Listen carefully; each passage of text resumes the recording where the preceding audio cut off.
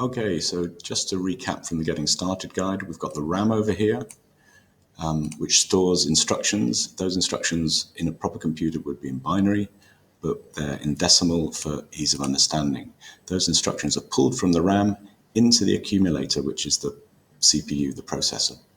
Okay, we can see the accumulator, but the user can only see it if you output it to the screen. Okay, so firstly, to add two numbers together, which is the task you've been given, we need to ask for the user to input a number. And we do that by 901. So here's the instruction down here, the input instruction, 901.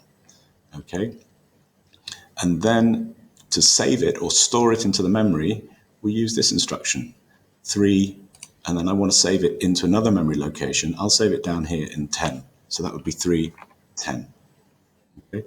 Let's watch how that works. So click reset, step, input required. We'll put 7. Okay, so program counter started at 0, now it's 1, the next line, and the current instruction, the CIR, current instruction register, is 310. So let's run that one, step through that, and there the 7 has appeared here in memory location 10. Okay, so we've managed to pull a number in and save it to memory. Now we need to pull another number in and add it to that first memory. Okay, so we do another 901.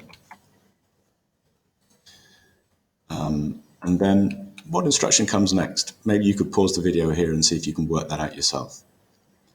Okay, so